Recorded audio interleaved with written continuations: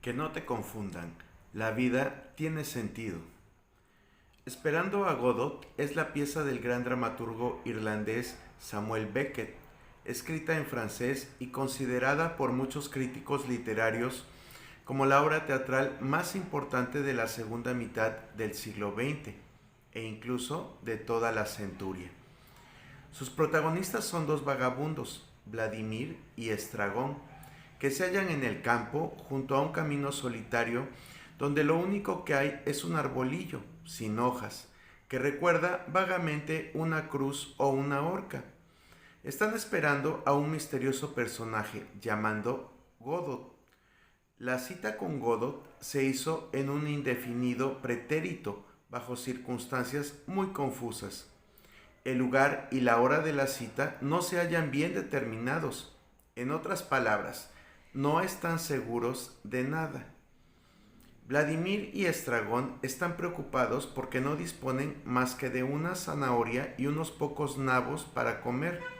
No tienen dónde descansar, dónde dormir o a dónde ir. Únicamente la llegada de Godot puede arreglar las cosas, pero no llega. El tiempo es su principal motivo de desesperación porque no saben qué hacer con él. ¿Qué hacemos?, clama desesperado Estragón. 6 veces se repite este diálogo. Estragón, vámonos. Vladimir, no podemos. Estragón, ¿por qué? Vladimir, porque estamos esperando a Godot. La espera nunca concluye. Godot nunca llega. No hay nada importante que hacer. No queda más que aguardar. Fuera de la espera, la vida carece de propósito. Lo único que puede dar sentido y valor a sus vidas es la llegada de Godot. Él tiene la solución al problema de la existencia. Sin él, no son más que dos seres absurdos, sumergidos en el tiempo, desamparados ante los sufrimientos de una existencia que no comprenden. Toda su esperanza está puesta en Godot, pero Godot no aparece. Godot no llegó ayer. Esperaron en vano. Llevan esperando demasiado tiempo con el mismo resultado. Hoy no llegó tampoco. ¿Y mañana? Es posible que no aparezca mañana tampoco, porque es posible que Godot no exista. Y la espera se mantendrá siempre sin solución de continuidad. ¿Y los que esperan? ¿Seguirán esperando hasta el fin? Luego morirán sin esperanza, derrotados por la vida y por el tiempo, pues la muerte y la aniquilación es lo único cierto que existe para ellos y la única solución para su absurda existencia. La peor de las enfermedades. Rosette Lamont dice que Esperando a Godot es una farsa metafísica que retrata la sociedad actual. El gran problema de los dos vagabundos es la inseguridad y la incertidumbre. El gran problema de los dos vagabundos es que mientras esperan se ven atormentados por las necesidades ineludibles: comer, beber, descansar y dormir. Casa, comida y bebida parecen ser las mayores, si no las únicas preocupaciones de la mayor parte de la gente hoy. Y mientras la humanidad se afana por suplir esas necesidades materiales, tiene el espíritu enfermo, enfermo de temor, enfermo de inseguridad. El ser humano posmoderno está enfermo porque no se conoce a sí mismo, ignora su pasado, no entiende su presente y no cree en ningún futuro mejor. Esta enfermedad de nuestra posmoderna sociedad ya la definió hace tiempo Raymond Queneau. Es la ontalgia, la enfermedad del ser, el peor de los males que puede sufrir una criatura racional. Preguntas que todos debemos hacernos. Como escribió el doctor Manuel Rodríguez Burgos, todo hombre, a menos que sea un simple ente sin ambición y sin conciencia, a menos que sea un cretino. Tiene que enfrentarse con 6 preguntas fundamentales que le presentan un interrogatorio que debe resolver en alguna forma, y estas son: ¿de dónde? ¿Cuándo? ¿Dónde? ¿Cómo? ¿Por qué?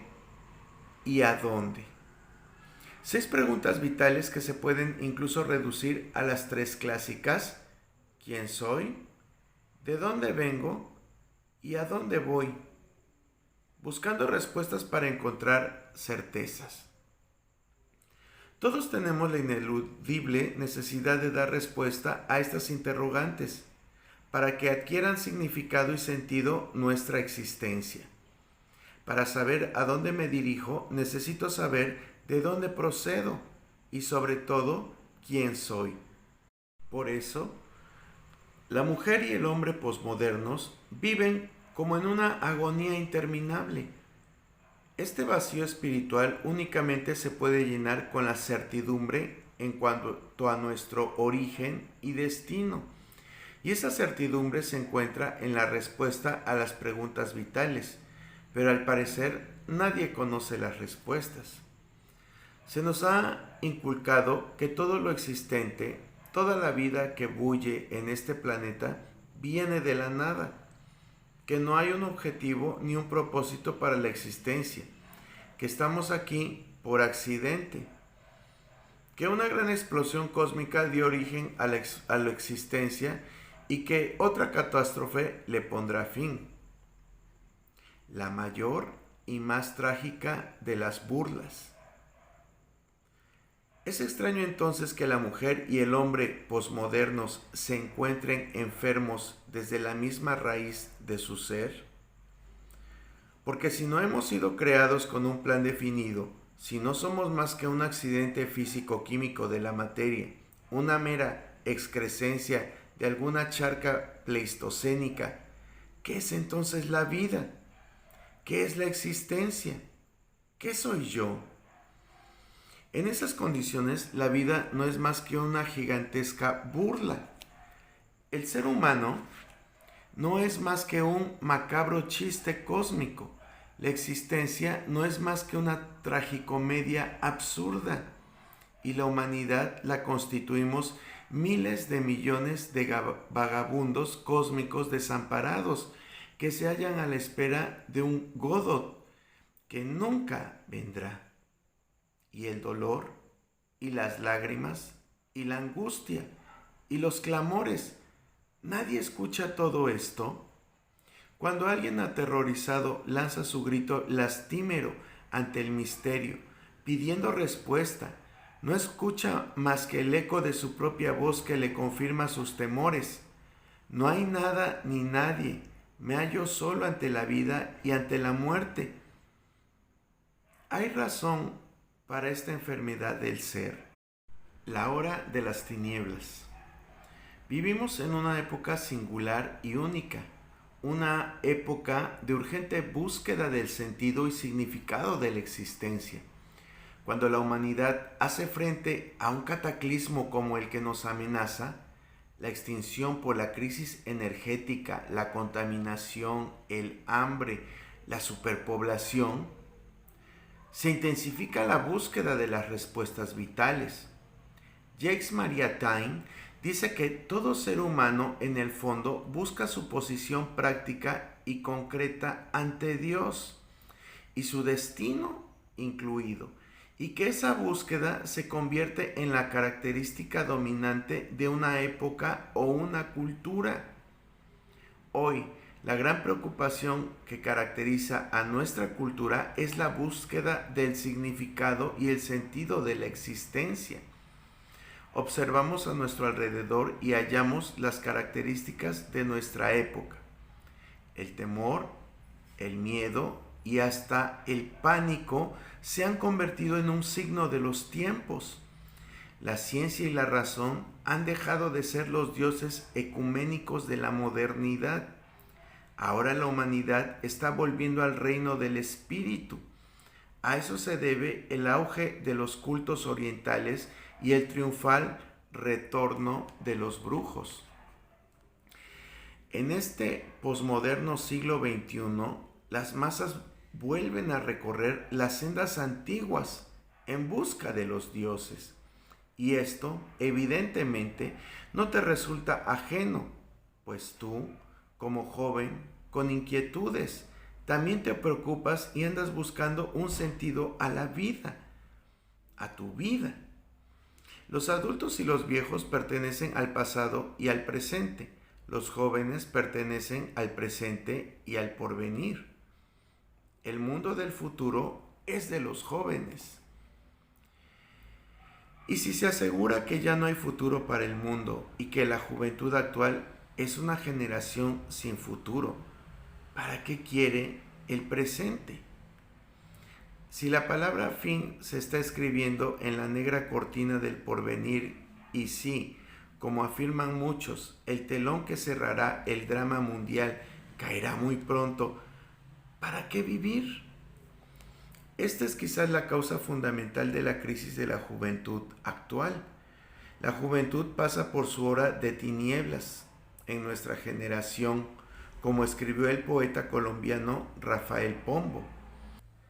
Por carecer de valores rectores para sus vidas, muchos jóvenes van a la deriva por el mar de la existencia, sin llegar nunca al abrigo de un puerto seguro que puedan considerar como su destino.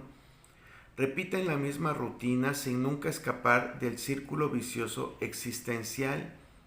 Esperan que sus padres o la sociedad los saquen de su derrotero fatal.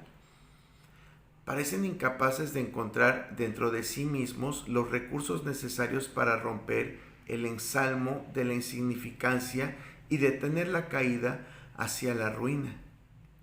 No alcanzan a ver que existen soluciones. Los jóvenes protestan contra la falta de sentido y la vacuidad de la vida. Preguntan a sus padres, a sus maestros y sus sabios y pronto se dan cuenta de que es mejor no preguntar. Ellos también están, como Vladimir y Estragón, esperando a un Godot que nunca vendrá. La protesta de los jóvenes. Por eso la juventud intenta tomar su existencia en sus propias manos, como el sentenciado a muerte a quien se le concede su último deseo. Así los jóvenes quieren apurar la copa de la vida.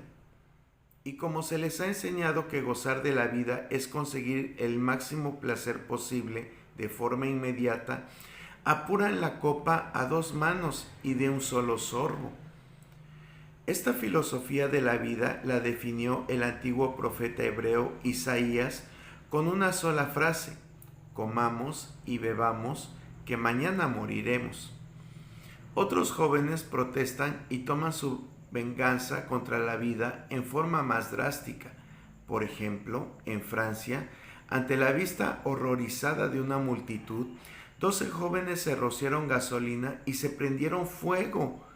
Horrible venganza contra la vida y contra quienes la han despojado de significado. Sin rumbo y sin esperanza. ¿Por qué? Preguntan los adultos horrorizados. ¿Y por qué no? Contestan los jóvenes con trágica determinación.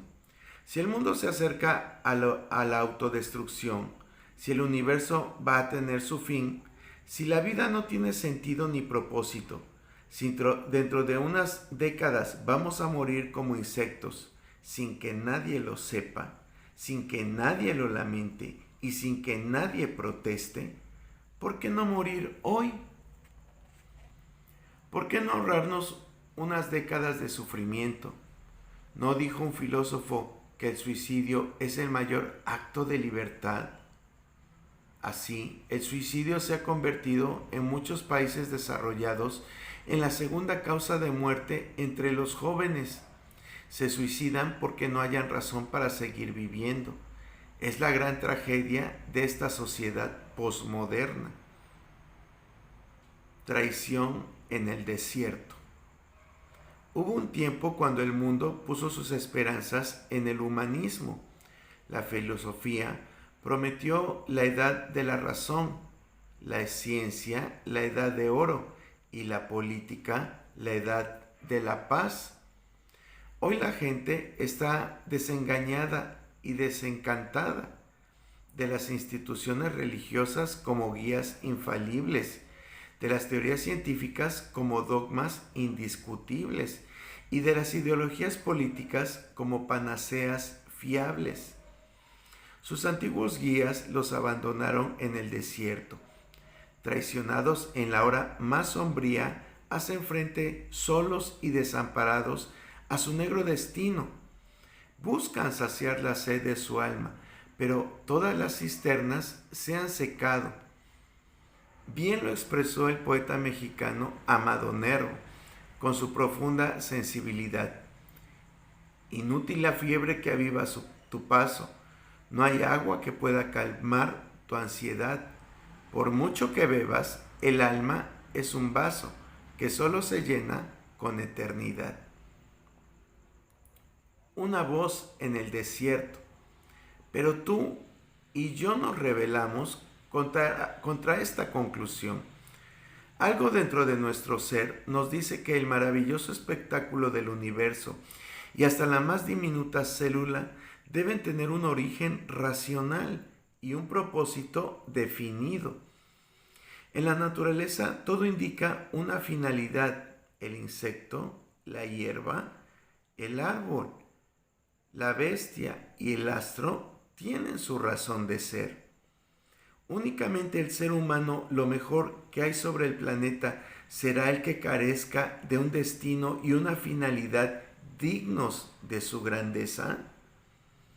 Malcolm Muggeridge escribe: nunca me he podido persuadir de que el universo pudo ser creado y la humanidad haya aparecido sobre nuestra diminuta tierra, solo para montar esta interminable tragicomedia que llamamos historia.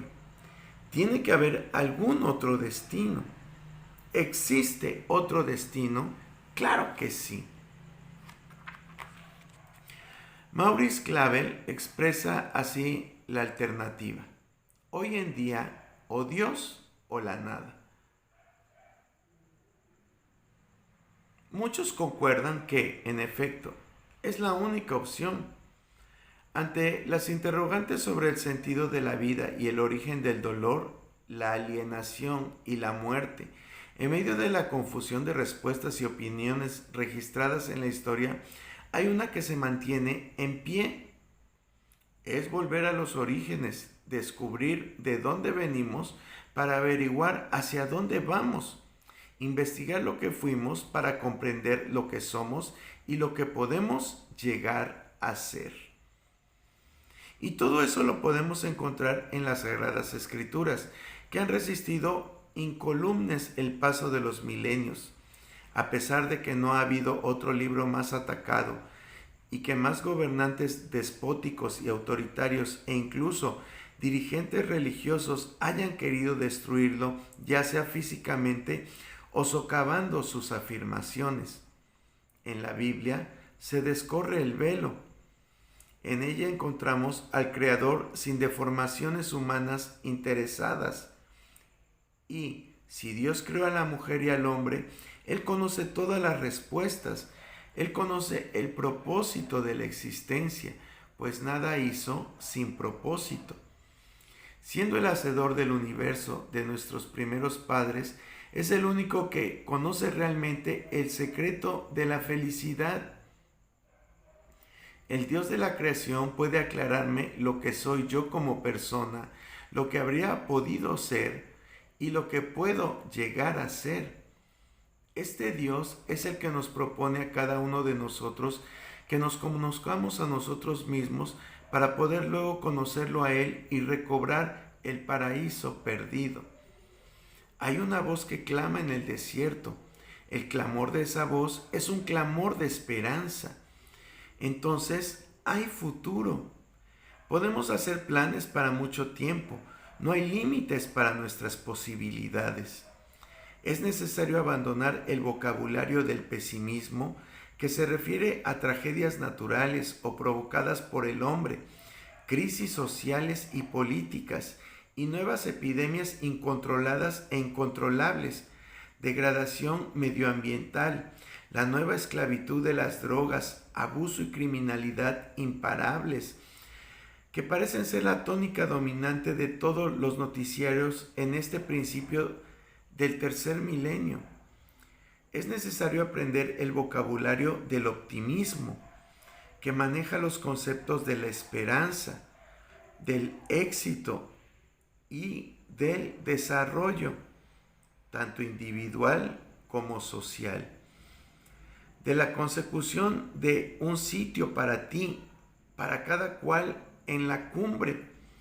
Era necesario llegar a esta conclusión porque si no hay esperanza para el porvenir, ¿para qué hablarte de ideales? Sería quimérico y absurdo hablarte de construir tu pirámide, si ya no hay porvenir para ti ni para el mundo. Pero cuando percibas la nobleza de tu origen y tu elevado destino trazado por Dios, te habrás situado sobre la plataforma desde la cual iniciar tu ascensión para ocupar un sitio en la cumbre.